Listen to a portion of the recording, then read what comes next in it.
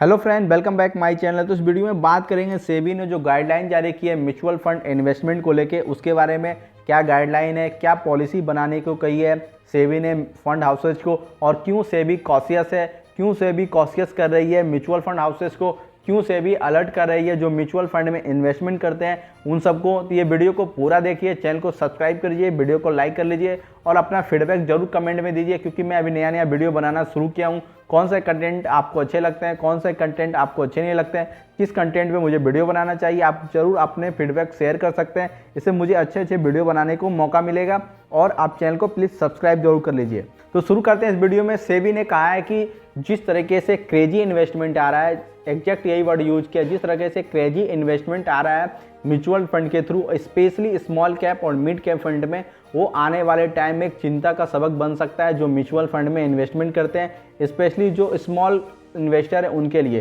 क्योंकि जिस तरीके से इन्वेस्टमेंट होता है और जब मार्केट में थोड़ा बहुत कंडीशन खराब होता है और जिस तरीके से सेलिंग होती है, उस समय जो स्मॉल इन्वेस्टर है उन्हें काफ़ी बड़ा नुकसान होना पड़ता है। और जिस तरीके से मार्केट से, जिस तरीके से इस स्कीम से, इस फंड से पैसा निकलते हैं, वो मार्केट के लिए, स्मॉल इन्वेस्टर के लिए, दोनों के लिए सही नहीं है। तो वीडियो में जानेंगे कि आखिर सेबी क्या गाइडलाइन जारी करने की कही है, और सेबी ने फंड हाउसेज को 21 दिन में पॉलिसी बनाने की कही है, और कुछ उन्होंने सजेशन और रिकमेंडेशन भी दी है सेबी ने फंड हाउसेज को। वो रिकमेंडेशन क्या है, और जैसा आपको पता है कि पिछले कुछ मंथ से जिस तरह से हैवी इन्फ्लो आ रहा था स्टॉक मार्केट में एसआईपी के थ्रू, वो काफ़ी एक मार्केट को एक अच्छा लग रहा था। लेकिन इस पे सेबी कॉन्शियस है, क्योंकि जो इन्वेस्टमेंट आ रहे थे उसमें अधिकांश जो इन्वेस्टमेंट थे वो स्मॉल कैप और मिड कैप फंड में थे, लार्ज कैप में ज़्यादा इन्वेस्टमेंट नहीं था, इसलिए सेबी कॉन्शियस है। अब सेबी ने 2-3 तरह के तरीके बताए जिस पे पॉलिसी आने वाले टाइम में मुझे देखने को मिल सकता है हम लोगों को, और कई सारे फंड हाउस इस पे ऑलरेडी काम भी कर रहे हैं।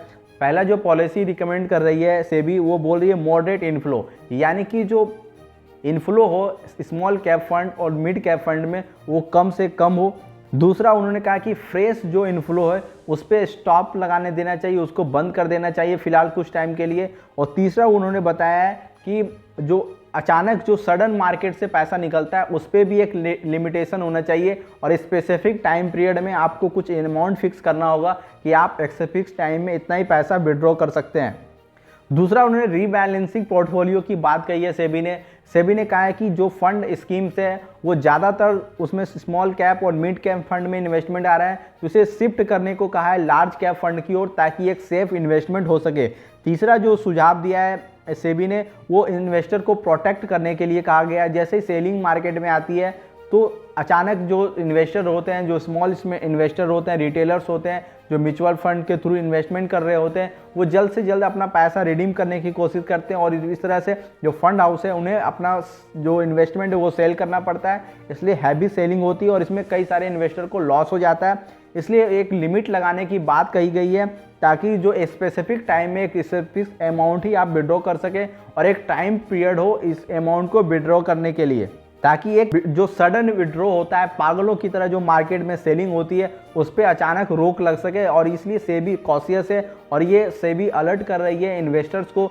जो small cap mid cap fund में इन्वेस्ट करते हैं, और फंड हाउसेज को जो ऐसे स्कीम लाते हैं और इसको इम्प्लीमेंट करते हैं। तो ये था आज स्मॉल कैप फंड और मिड कैप फंड में जो म्यूचुअल फंड के थ्रू इन्वेस्टमेंट हो रहे थे एसआईपी और लमसम अमाउंट पे, उस पर जल्दी आपको पॉलिसी देखने को मिलेगा, जिसमें आपको एक रिस्ट्रिक्शन मिलेगा। फ्रेश जो इन्फ्लो हो रहा है उस पर थोड़ा बहुत रोक लग सकता है, और मार्केट में जो विड्रॉ हो जाता है सडनली, उस पर भी आपको रोक देखने को मिल सकता है। तो आने वाले टाइम में अगर ये पॉलिसी बनती है, क्या पॉलिसी में होगा, ये सारा कुछ आने वाले टाइम में पता चलेगा। अगर ये पॉलिसी जो सेबी ने गाइडलाइन जारी की है उसके अनुसार अगर फंड हाउस पॉलिसी बनाती है, तो आने वाले टाइम में थोड़ा बहुत आपको small cap mid cap fund में जो सेलिंग और बाइंग का जो सडन इंक्रीज और डिक्रीज देखने को मिलता है, उसमें आपको कमी देखने को मिलेगी, और जो स्मॉल कैप और मिड कैप स्टॉक है उसमें भी थोड़ा बहुत आपको गिरावट देखने को मिलेगा, और वॉल्यूम कम ट्रेड होते हुए देखने को मिलेंगे। देखते हैं आगे कौन सी पॉलिसी फंड हाउस लाती है। तो इस वीडियो को यहीं वाइंड अप करते हैं, मिलते हैं किसी अलग वीडियो में। तब तक के लिए वीडियो को लाइक करने के लिए, वीडियो को पूरा देखने के लिए और चैनल को सब्सक्राइब करने के लिए